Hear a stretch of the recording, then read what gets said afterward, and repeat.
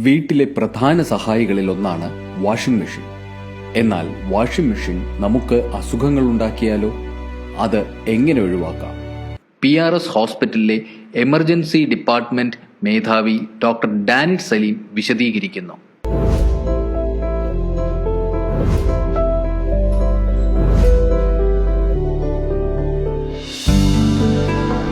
Ethnic health code in public interest.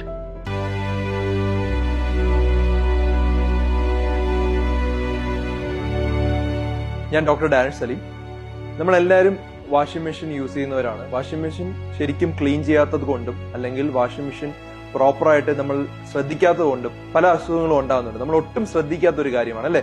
Washing മെഷീൻ്റെ അകത്ത് നമ്മൾ ഈ പൗഡർ ഇട്ട് കഴിഞ്ഞതിന് ശേഷം ഇതിന്റെ ഈ റെസിഡ്യൂസ്, അതായത് ക്ലീൻ ചെയ്ത് വരുന്ന ആ റെസിഡ്യൂസ് എവിടെ പല സൈഡിലും അത് അടിഞ്ഞു നിന്ന് ഈ സോപ്പിൽ നിന്നുള്ള റെസിഡ്യൂസ്, അതായത് പൊടികളും അല്ലെങ്കിൽ അതിന്റെ ബാക്കി വരുന്ന ഘടകങ്ങളും അത് കൂടാതെ ഡിറ്റർജൻസ് ഉള്ള ചെറിയ കെമിക്കൽസും ഇതെല്ലാം കൂടെ ചേർന്ന് ഒരു തിൻ ഫിലിമായിട്ട് മാറും. ഇത് വാഷിംഗ് മെഷീൻ്റെ അകത്തുണ്ടാവും. അത് കൂടാതെ നമ്മൾ ഈ കഴുകുന്ന ഡ്രസ്സിലുള്ള അഴുക്കുകൾ, അതിൻ്റെ അകത്തുള്ള ഈക്കോളെ, അങ്ങനെ പലതരത്തിലുള്ള ബാക്ടീരിയ, വൈറസുകളെല്ലാം ഇതിൻ്റെ അകത്ത് പോയി ഈ ഫിലിമിൻ്റെ അകത്ത് പോയി ഇരുന്ന് അത് കൂടുതൽ മൾട്ടിപ്ലൈ ചെയ്ത് പിന്നെ ഇനി പുതുതായിട്ട് കഴുകുന്ന ഡ്രസ്സിലെല്ലാം ഇത് വരാം. ഇപ്പൊ സാധാരണഗതിയിൽ പലതരത്തിലുള്ള അസുഖങ്ങളും കുഞ്ഞുങ്ങൾക്കോ അല്ലെങ്കിൽ മുതിർന്നവർക്കൊക്കെ കാണാറുണ്ട്. ഇത് പലപ്പോഴും ലേറ്റ് ആയിട്ടാണ് നമ്മൾ കണ്ടുപിടിക്കാറുള്ളത്. അപ്പൊ എന്തൊക്കെയാണ് സാധാരണഗതിയിൽ വരുന്ന അസുഖങ്ങളെന്ന് ഞാൻ പറയാം.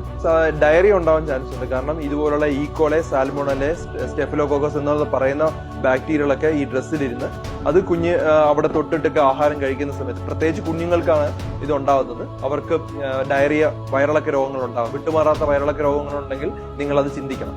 അത് കൂടാതെ സ്കിന്നിൽ അലർജി ആയിട്ട് വരാം. അതായത് ചൊറിഞ്ഞു തടിക്കുക, അല്ലെങ്കിൽ സ്കിന്നിലെ തൊലി ഊരി പോവുക, അങ്ങനെ തൊലി ഇളകി പോവുക, അങ്ങനെയുള്ള ബുദ്ധിമുട്ടൊക്കെ ആയിട്ട് വരുന്നതെങ്കിലും നമ്മൾ ആ കാര്യം ശ്രദ്ധിക്കേണ്ട ഒരു കാര്യമാണ്.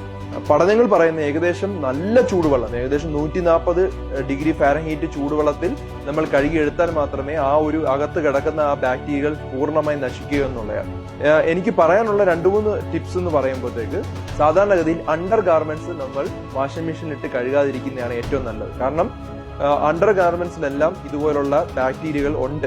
എത്രയൊക്കെ നമ്മൾ ക്ലീൻ ചെയ്യാൻ നോക്കിയാൽ, അല്ലെങ്കിൽ ഇല്ലെന്ന് പറഞ്ഞാലും അതിൻ്റെ അകത്ത് കുറച്ച് അണ്ടർ ഗാർമെന്റ്സിൽ ഇതുപോലുള്ള ബാക്ടീരിയ ഉണ്ട്. പ്രത്യേകിച്ച് കുഞ്ഞുങ്ങൾക്കാണെങ്കിൽ അതുണ്ട്. അപ്പൊ ഇത് വെച്ച് കഴുകുന്ന സമയത്ത് ഇത് ബാക്കിയുള്ള ഡ്രസ്സിലോട്ടും കൂടെ മിക്സ് ആയി പോവുകയാണ്.